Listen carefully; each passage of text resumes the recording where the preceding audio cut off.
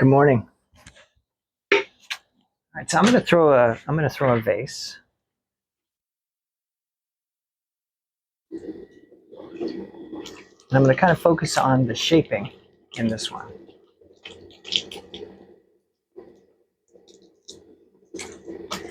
So I always start the same way. I just put my hand on the clay. I just add a little bit of water, soften it up on the edge. So I'm rounding out the edge slightly. Take part of my left hand, getting the push, using my body behind my elbow to push. The biggest mistake I see with centering when people use this technique is that they get themselves set up and then they move their arm forward away from their body. It's important that you keep the elbow back and that you actually push with the body behind the elbow. The harder part is actually your right arm. It works harder because you have to use some arm strength. But if this is difficult, remember that you can always come over with the second hand. And you can also always slide forward and just lean on it with your elbow. And that'll get it done too.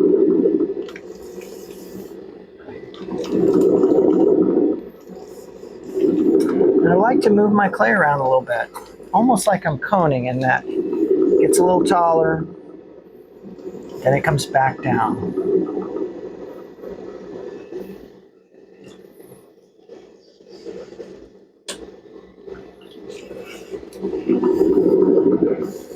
I don't need to see it. I close my eyes a lot, or I like to look out, watch the birds jumping around in the yard, the squirrel.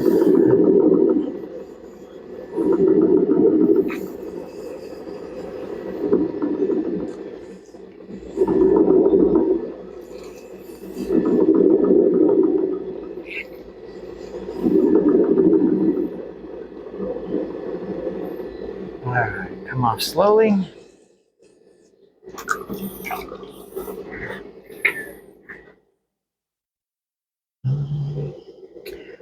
I'm going to open using thumbs. I'm going thumbnail to thumbnail. I push down a little bit once I find the middle. And then partway through, I'm going to stop and kind of refine the middle and drop down again. And come out slow. Add a little bit of water. I'm going to curl my fingers back towards me. So I'm undercutting the wall a little bit, which just makes it a little bit easier for me. You can pull straight back, and that's fine. It just, as your chunks of clay become bigger and bigger, you're going to find it harder to be steady when you have to pull this big wall back. And it tends to get you doing a lot of this.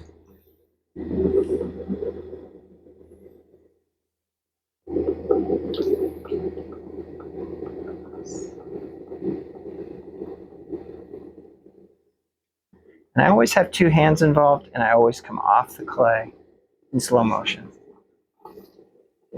Gently on, gently off. Or as I like to say, quick hands make sloppy pots. All right, so this is going to be a vase. So the first consideration is how wide am I going to open the bottom? And remember that that is going to determine how wide it is at the very base when your pot's finished. It doesn't matter how wide it is here. This could be all the way out to the edge. But every time I raise, this will get narrower until we only have this much wall left at the very, very base. It'll be thinner as it coats above that. But so the inside opening, because it stays the same, it's telling me how wide that base will be. So make sure you get what you want. Think about where you're headed on the throw. There's two schools of thought. One says you should always know what you're making before you start. And the other one is you need to have a general idea of what you're making before you start. I generally go with the second, but there are times where I know I need to make 6 teardrops. So I have a plan for each of them from the moment I start till I finish. Okay, I'm going to bring my chair up a little bit. And usually I will switch to a taller chair partway through, but I'm going to stand this chair today just to show you how I throw when I can't sit quite as high, because a lot of you don't have the luxury of a second chair that goes above this one. All right, so I'm going to make sure you can see this really well. So I'm going to rotate just a little bit. My knuckle pull is how I like to raise cylinders. So I hold a sponge in here loosely. This is the surface that I get a good push with. Sometimes I'll roll the sponge over that, but I've got all of this up against there. If you do a knuckle pull, but you immediately rotate, you've only got this amount of surface, this tiny finger, doing all of the pushing. And what ends up happening is you create these really kind of deep grooves through it as you go, versus a lot of surface on there. It's just going to stay steadier with more instead of less. So think about that as you come up. Make sure that you're not rotating. Here we go. I push. Inside hand, really, I could bring that hand off because it's barely putting any pressure. I do connect my hands by bringing the inside hand's thumb out and resting it on the knuckle. Grab my sponge again. See how my right elbow is down and it's up against my body? That just gives me more stability as well. Notice too my pace coming through. It's always the same, all the way through. Nice and slow and steady. Now this is the time when you're in between these pulls. This is when you let yourself think about, your shopping list later. Whatever thoughts that are racing through your mind, we all have them all the time. Chatter, chatter, chatter. This is the time to let those come in. As you're scraping off your clay, as you're fixing your rim, as you're taking water out, that's the time to do that. And then make the switch back. Think, okay, what do I need to do? I need to push. Where's my clay? Super thick here, it's still thick here, it's still thick here. Okay. Get your hands back in position. Close out all the other thoughts. Start thinking about what you feel. Focus on what you're feeling with your fingertips and the push. Focus on the pace and that push coming through, making sure that your inside hand isn't doing too much. All of your thoughts should be going in this direction, not the other stuff. And once you get to the top, chatter can start back up.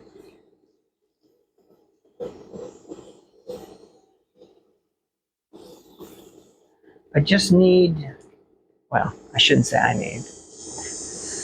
It's important when I'm throwing to very much be in the moment when I'm actually working on the pot.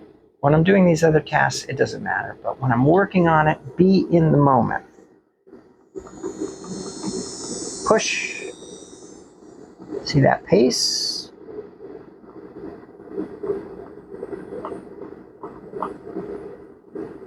And that bouncing and that clicking you hear, it's just the bat's a little bit loose. The same as I'm sure half the ones you use. I just try to ignore it and kind of roll with it. Every once in a while, buy new bats. These tend to last quite a while. I use them a lot, and I get a good 7 years out of them before I feel like they start to loosen up. And the other thing you can do is remember that the pins wear down too, that are holding the bat in place. So not a bad idea to replace those every once in a while. Now see as I come up how I've rotated my hand at a certain point because I can't stay comfortable here because I'm sitting lower than I usually do. Usually I'm high and I can keep my hand on there. If this starts to happen, what I'll do is switch to fingertips. So it'll look like this. I'll be coming up, and then I rotate my hand to fingertips, and I just keep going.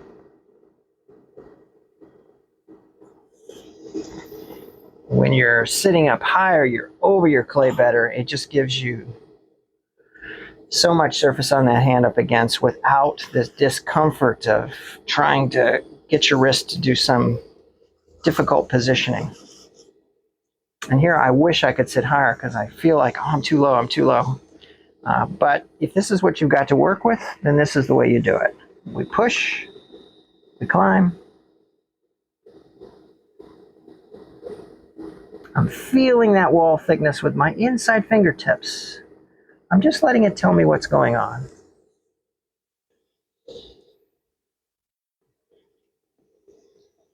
Add a little bit more water. When I raise, I like a lot of water. I like when it feels slick and I'm just sliding along. I think it's easier than when it's a little sticky. When I shape, not so much. Then I dry it out a little bit. I don't need the water for that. And I don't want to saturate the piece over the throw, so I choose when to add the water. Now I've begun pushing out through this raise, just allowing it to get a little wider as it comes up. So I let the inside hand get involved. Outside hand just kind of slid out ever so gently, allowing it to widen. Anytime, I should have talked about this earlier, but anytime I get any play, just come back and collar through. I like to use second finger and thumb. And I just roll through here. Nice and easy. And at this point, I would look and see how much water's in there. And go ahead and take it out.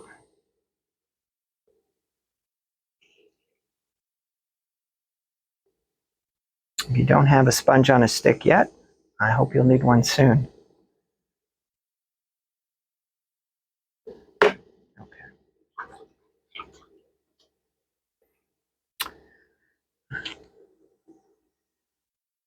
You're going to push in, start climbing, allow the clay to come out ever so slightly. Now I'm going to let it get a little wider here. I'm just curling. What I'm doing is I'm just kind of curling those fingertips through there. And I'm going to make this a little off and show you how to kind of straighten it up. So I'm going to let it kind of dip instead of being consistent all the way through. And let's keep going from here. I'm going to let it get a little wider as I climb. So again, I'm rolling those fingertips out. I'm going to switch to fingertips with the outside hand. Continue to push out. Now I'm actually going to drop back down a little bit, pushing out, then come up. Let's just kind of round this out a little bit. And then push in. See the finger right here on the outside hand? I'm just giving a little push towards the metal. Okay, so now we let this kind of get a little bit irregular, where it has just this extra little movement here that we don't want. If we leave it like this, it just feels a little less finished. Tool of choice is this guy. Now I've left clay here. You can bring that clay up if you want to. I always leave clay at the base. I take it away when I trim it. I don't worry about it. I don't think about it. I like the fact that when I throw big teardrops that I'm in a habit of leaving extra clay because it helps support the base of that pot that has a lot of weight pushing down. So to me, there's an advantage just to leaving some clay there. And it's just my habit now. And on every throw, I pretty much just leave it sitting there. If I'm throwing small, delicate bowls, yeah, I'll probably bring it up and in because it serves no purpose to leave it. But just so you know. All right, so I'm going to take this tool. Now, if this fits nicely in here, I can use this straight edge. If it doesn't, if there's too much of a convex curve, then I could turn it over and use the curved side. But all I'm doing is pushing clay out to the metal rib to create that more sleek profile. And again, this clay, could I clean this up right now? I could, or I can just leave it and trim it away. And I trim all of my vases and bottles right side up first. So in other words, this pot, when it's finished, I leave it on the bat. I don't wire it. I set it aside. I come out the next morning and I trim. I just grab a trimming tool and I start taking clay off. And I just take all that away. You can decide. If it feels like wasting clay, you can certainly bring it up and in. Yeah. If you're throwing a whole bunch of vases in a day, you may want to think about leaving some clay down there. It'll speed you up a little bit. But yes, you may throw a little bit more clay away at the end of the day and have more to recycle. This is fairly thin up here, but I'm going to roll this tool over, and I'm trying to do it in a position where you can see this pretty well. My inside hand is just curled under. All it's doing is supporting the curve as I push over. Okay. So where is the weakest point on this piece? It's right here. So this is the spot where it's going to want to dip if I create too much stress above. So I need to be aware of that, and I need to watch for it. If it does start to waffle, I'm going to slide a hand in, lift, and I'm just going to gently bring the clay in slightly. And ever so slightly will be enough to strengthen it and take that little dip away. But we just need to make a pretty little vase here. So we'll try not to create too much stress. And I'm going to start with a little collaring. And I'm just going to squeeze in a little bit. Now, the more aggressive I am, the more likely I'm going to see a little play here. But again, if I had that, I would just lift and come back either with my fingers or a rib and roll over this. I would narrow it ever so slightly. There we go. And this tool does a nice job of creating these dramatic lines, these transition points. Okay, now we're going to collar in.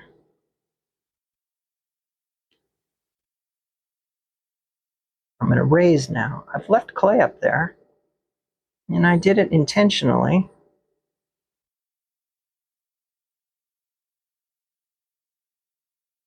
So that I can bring it up now.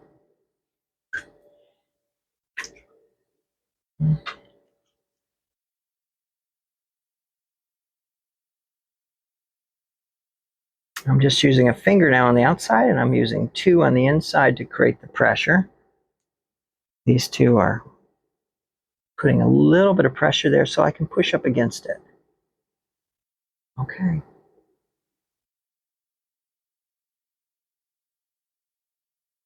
There we go.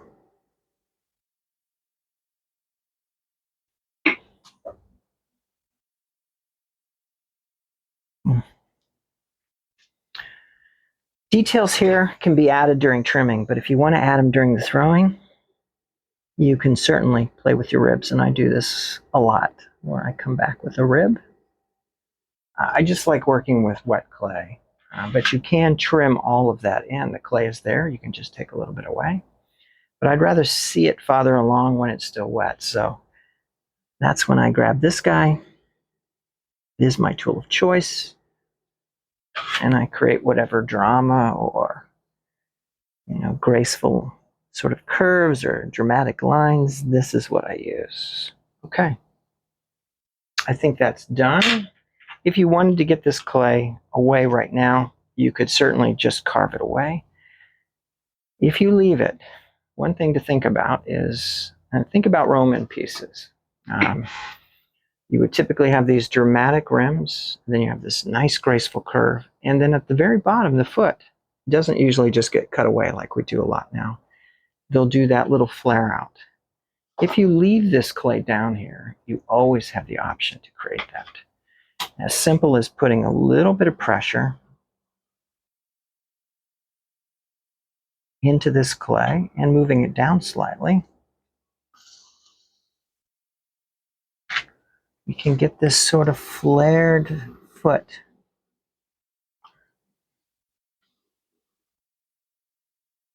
And there's some chunks here. All those can be taken away later. I'm not concerned with them now. I just had a bird flying in the screen there. Okay.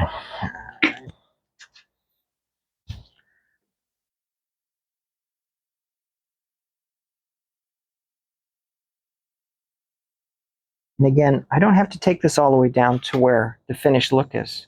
I can leave that, all that can be trimmed away. I just want you to see more of what it's going to look like.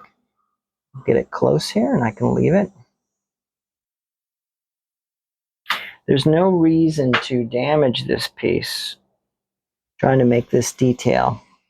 And the number one way to do a little damage is just to be a little too aggressive and take a little too much away.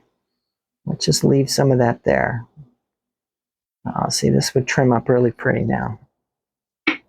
So I can have that sort of little pedestal. And is this a shape I would normally do that with? No, it isn't. But now you see how to do it. Okay. I hope that was helpful.